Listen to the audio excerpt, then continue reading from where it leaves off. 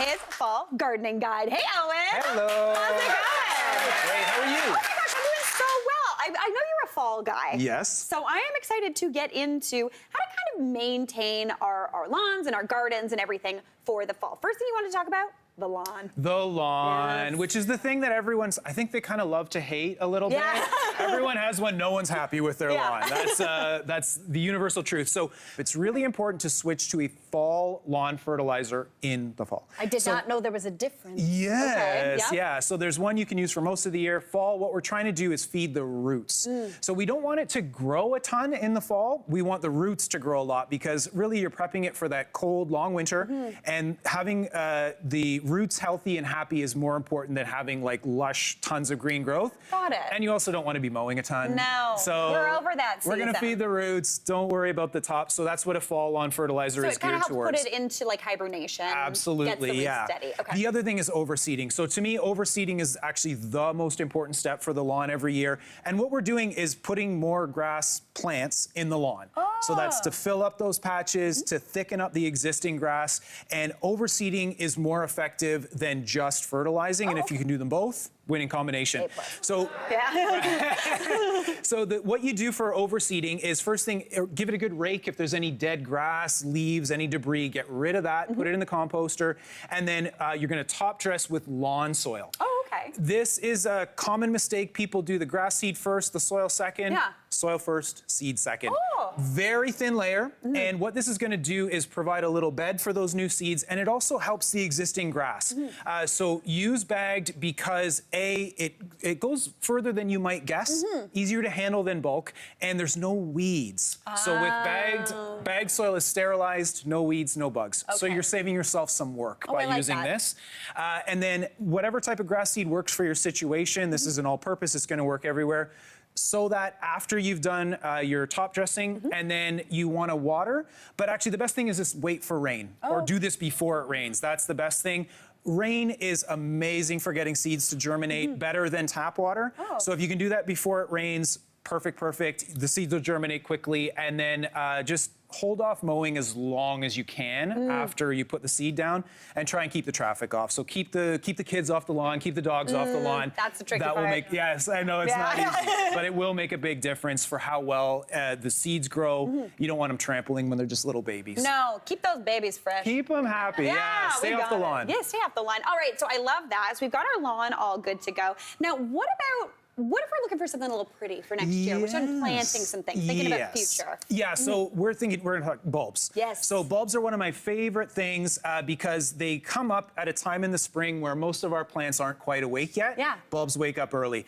Most of the bulbs that we think of, tulips, crocus, daffodils, you have to plant them in the fall. They can't be planted in the spring, and now's the time to do it. Okay. So what we're gonna look at are tulips for starters, which are, I love them, but so do the squirrels.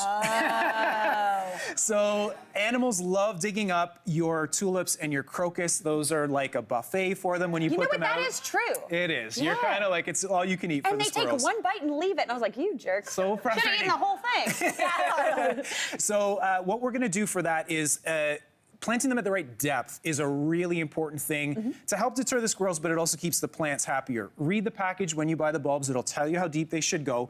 For tulips, for the most part, we're looking for about 6 inches deep. Now, oftentimes people will not plant them deep enough, just making it easier for the squirrels to dig them up. Okay. So we're gonna get them to that 6-inch depth. And that's 6 inch from the top, kind of? Yeah, Okay. pretty much. So Can I get in there? yeah, if you want to. Yeah, let's do it. Yeah, there we go. So dig up the whole area, plant the bulbs, pointy end up. Pointy end up for your bulbs. And then we're gonna bury those loosely. You don't wanna pack it down really heavy. Don't so pack just, it, Mary. No, that's perfect. No, that's great. And then water that. That's one thing we don't always remember is watering our bulbs. They don't wanna be dry. It's important to water them, but not often. Maybe once a week is all they need, and then they're gonna be happy. And at least, I'm not saying a squirrel can't dig a hole this deep, they can, but at least maybe some of the lazy ones. You'll I was discourage gonna them. say, I was like, they're gonna go to your neighbor's yard where they only bury them 3 inches deep. That's right, exactly. Your lazy neighbor. Yeah. So, and if you want something that they won't eat, daffodils, alliums. So we've got some of those here. This is daffodil. Alliums they won't eat, and hyacinths. I love all of those. These are all poisonous to squirrels, so they're very smart. They just won't eat them. So they won't dig them up. And these are awesome. They come up in the spring at different points. Allium a little bit more in the summer. They come early summer, but I love all of those. And the great thing about all these, they're beautiful cut flowers. Yeah. So they look great in the garden, but snip them, they're wonderful in the house. And a lot of these are very fragrant, which I love in the spring. They are. I do love an allium. When you cut it, it smells a little like an onion. I love it because it's an onion. It's so fun. But they last as a cut flower inside for so long. Yes. They're amazing. Very amazing. Dr. Seussy. Very fun. Very fun. That's right. All right. Now, what about if we're looking for plants right now, or to buy right now and start planting? Absolutely. So again, beautiful time to plant anything. And what's also great is you can get some really good deals. Yeah, I love that. So for perennials, we have seen big jumps in prices on perennials. So compared to maybe 4 or 5 years ago, things are a lot more expensive.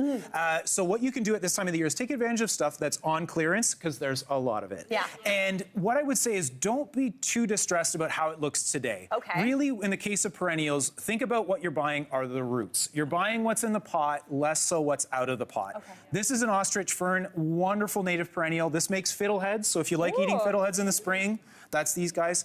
So we've got 2 here. We've got 1, not so happy.